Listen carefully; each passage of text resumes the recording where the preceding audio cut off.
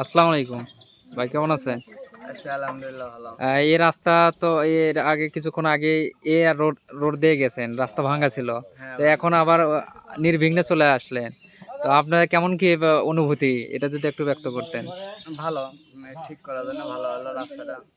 কতদিন হলো এই দুর্ভোগে ছিলেন এবং আজকে 2-3 মাস এরকম। কোনো দুর্ঘটনার সম্মুখীন হয়েছিলেন কিনা? না, দুর্ঘটনা হয়নি। আচ্ছা, গাড়ি উল্টে পড়ছিল, আপনার সাদা মনের মানুষ এখানে উদ্যোগ গ্রহণ করছে, তার বিষয়ে যদি আপনারা কিছু বলতেন। তাই ভালো, তাই সব জায়গায় এরকম উন্নতি করে, সব জায়গায় ঠিকঠাক করে দেয়। তো আপনাদের এই রাস্তা সংস্কারের